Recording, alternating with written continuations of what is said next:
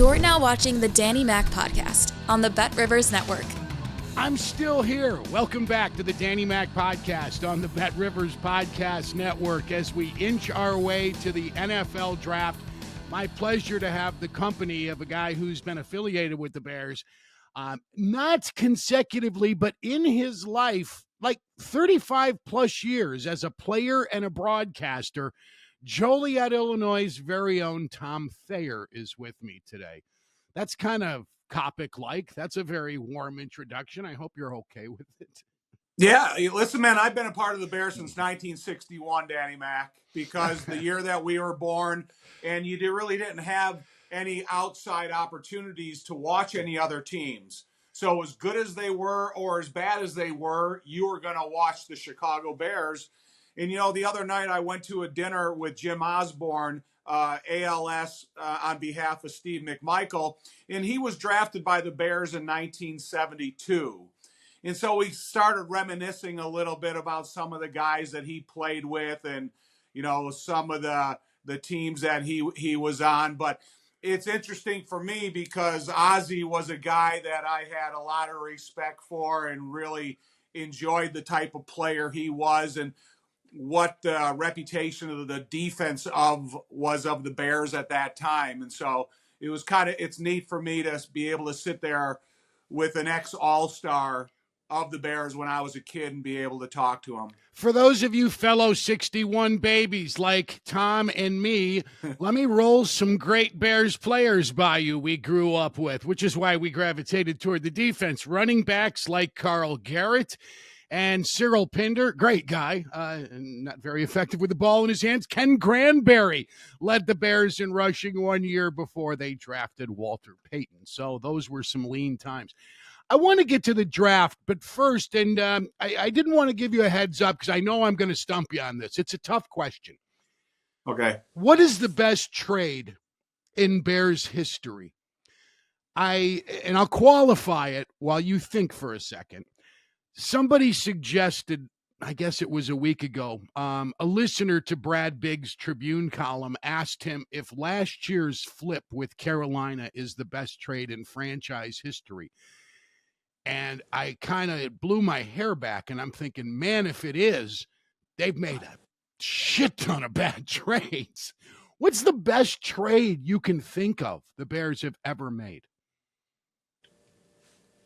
I can't think of one that could possibly be more productive than last year's trade because they did not have a bona fide number one receiver. It wasn't Darnell Mooney, so they brought in a number one receiver for the first time in quite a while outside of a guy kind of at the end of its rope like the Brandon Marshalls and so on. And then it wasn't predictable of what Carolina was going to do, but you had to figure with the rookie quarterback that they weren't going to set the world on fire. So you were going to have a high draft choice there. And then with the Bears getting 7 wins, that they were going to have 2 draft choices near the top, that they were going to have some maneuverability. And so, you know, with the fact of what the number 1 pick in the draft can do for the Bears, what the options that they're going to have at number 9, I think that probably will turn out to be the most productive draft in Bear history because it's the new collective bargaining agreement. I think any trade that took place before the new collective bargaining agreement didn't have the benefits of this modern day agreement. So you had to get out of the Justin Fields possibility of signing him to his second contract and guaranteeing him over $200 million. You get to reset the finances of the quarterback position, bring in a guy like Keenan Allen to team up with DJ Moore. You were able to sign Cole Kmet last year. You were able to sign Jalen Johnson, Montez Sweat. So, yeah, I would think that last year's trade probably has the ability to be the most productive. I don't want to spend a ton of time debating this, but here's my response to you. It's true there wasn't a consensus number 1 quarterback. I get the reluctance because Carolina guessed wrong on Bryce Young. Houston guessed right on C.J. Stroud. But what Houston also did was draft a pass rusher on a first-year deal in Will Anderson, the rookie of the year defensively. And they don't have, the Bears are paying Montez Sweat $98 million. That's Correct. why I'm a little reluctant to call it a great trade, because they not only passed on Stroud, they passed on a franchise pass rusher who I think will be better than Montez Sweat will ever be.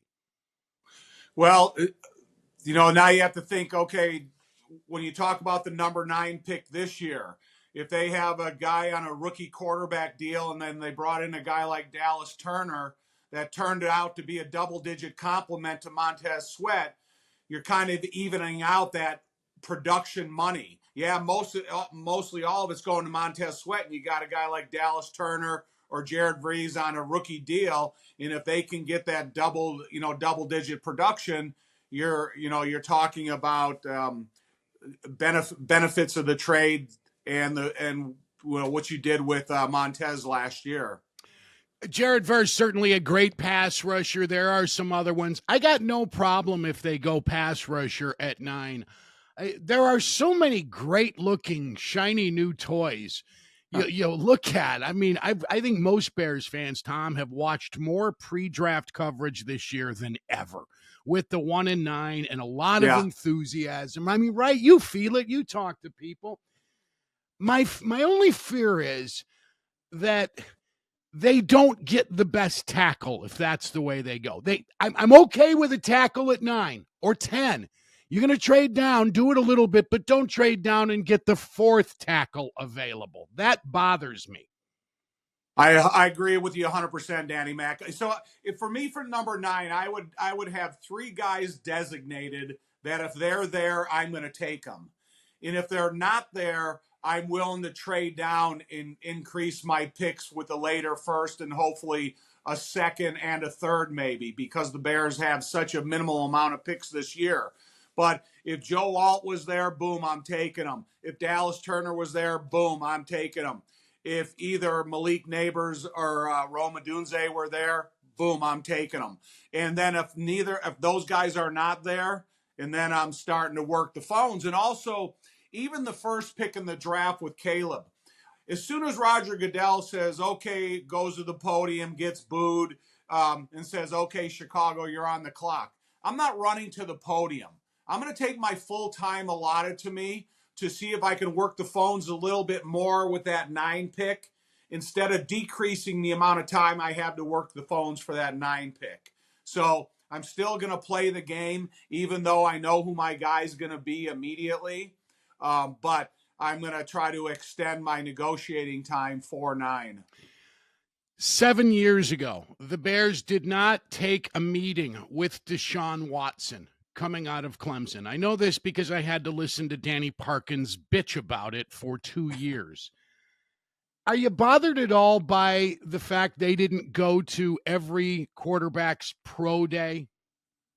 Yes, I wanted DeShaun Watson back then, and I was on the pre-radio draft shows, and I said every time, if I'm looking for anybody out there, DeShaun Watson would be my guy, and probably just because of what he was able to do that season. I think in the Alabama game, they had 99 snaps in that game and was as good on one as he was on 99.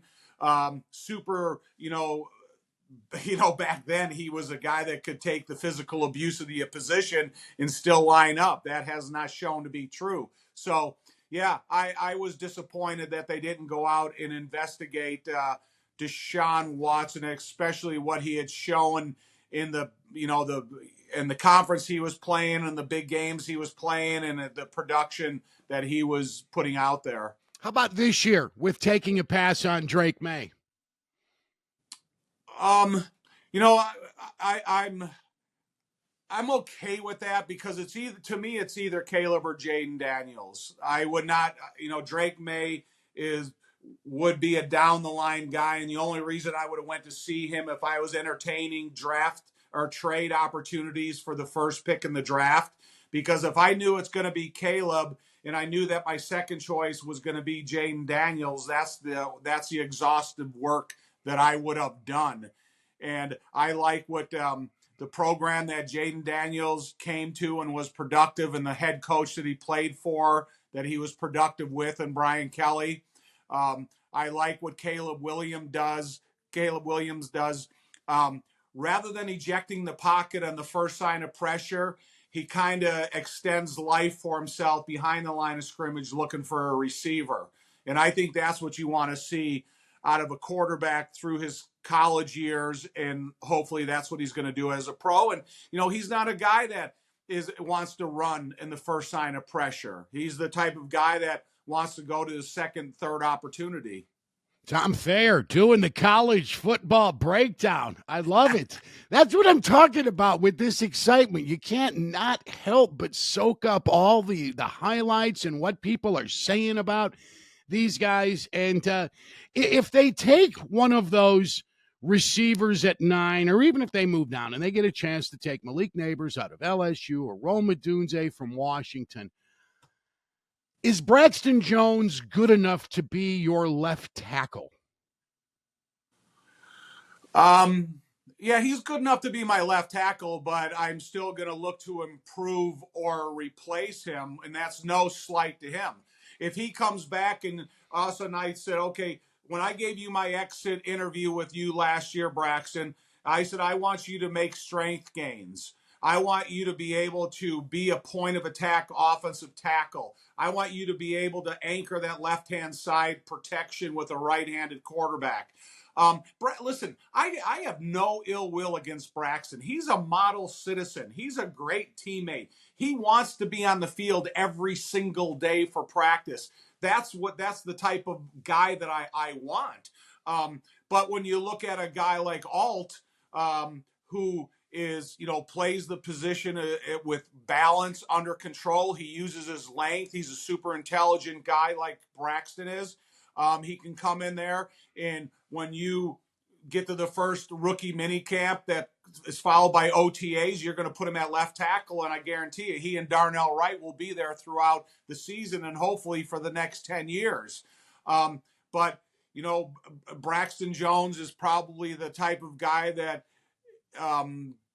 you're always going to look at his study. How many holding calls, how many penalties, how many sacks has he given up? And if it is a number that's kind of is concerning, then you're going to have to look to replace him. And, it's like Dick Stanfeld used to say, as long as your arrow's pointed up, I'm going to look to coach you. As soon as I see your arrow pointed down, I'm going to look to replace you. And I'm not saying that's the case with Braxton Jones. However, I need to see improvement out of him, in a short amount of time. Yeah, I thought he had a terrific first year, and I know you did too. For a rookie to be starting at left tackle as a 5th-round pick last year, not an arrow pointing up. Dick Stanfeld, he was a good football player. Thayer, Colbert, Bort, still remember. Here's another fear I have. Matt Eberflus is so afraid of his number 1 pick getting hurt, he barely gets him any work in those preseason scrimmages. And we saw what happens when you take off August last year, Tom, when they got their asses kicked by the Packers on opening day. That's a legitimate fear, isn't it? Yeah, well, like all of us throughout our careers, whether we're a player or a broadcaster or a fan, you have to learn something about your team and about your preparation. I really don't think that you can go out there and have a passively run training camp and not play these guys in the preseason games and then think they're ready to elevate their tempo, their, fitness level, everything that goes along with week 1 of the regular season. You got to make sure these guys are prepared. And if you're preparing out of fear rather than properly getting them ready for what the season is going to offer them, you could have a slow start again. And you think of what happened to the Bears last year when they lost to Green Bay, they lost to Tampa, they lost to Kansas City. And I think they lost their 4th game as well. Yeah. But, I'm with you, Danny Mac. I hope that whether it's drills at training camp practices, listen, if you don't play him in the Hall of Fame game, I'm okay with that, because I bet you DeMarco Ryans doesn't play very many of his starters in that game either. But if once you start getting some of those, into week 2 or week 3 of the preseason, I need to see my guys play a half, go into the locker room, make halftime adjustments, come out and play a couple series in the third quarter, and then it's okay. That's the thing about Ditka. Ditka played us the entire preseason, all 4 quarters every week. And we weren't wore out by the time the regular season got there. We just knew that the competition behind us was going to have a difficult time impressing the coaches because we were playing the whole games. Tom Thayer has been doing Bears radio for 28 years. This year, again, for the second year, they're on ESPN 1000 out of Chicago. All right, for older Bears fans, and younger Bears fans first, so I don't lose the kids.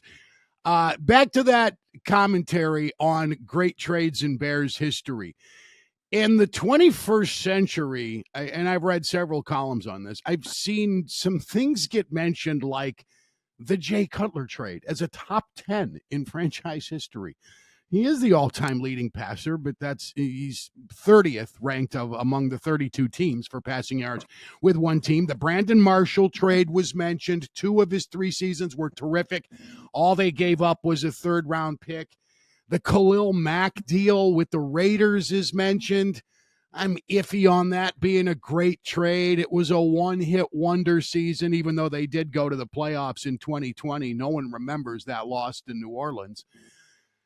Most of the top 5, Tom, were my God, we're going back to the 60s. And even before that, I'm Dick Butkus, first-round pick out of Illinois. The Bears traded in 64, a second and fourth-round pick with the Steelers to get him. Doug Atkins was mentioned. Sid Luckman was mentioned. It's like, man, I know trades haven't been a huge part of the NFL's way of doing business forever, but they don't have a great trade history. I think we all can agree. Danny Mac, you can talk about any trade in the NFL that you want. If it doesn't lead to winning a division that leads you deep into the playoffs, the trade is worth nothing. And if you go all the way back to Sid Luckman, the second year in the history of the NFL draft, George Halas knew that he was going to have to sign kind of some in-season trades with the Pittsburgh Steelers because they weren't going to have a chance to get Sid Luckman.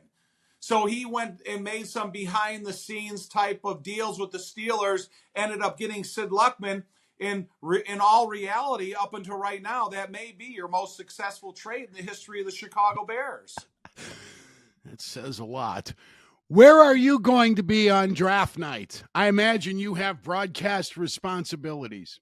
Yes, Thursday night we're going to be at Soldier Field hosting a draft party, which is going to be super exciting because with the 9th pick in the draft, with the announcement of the first pick in the draft, the crowd's going to go crazy.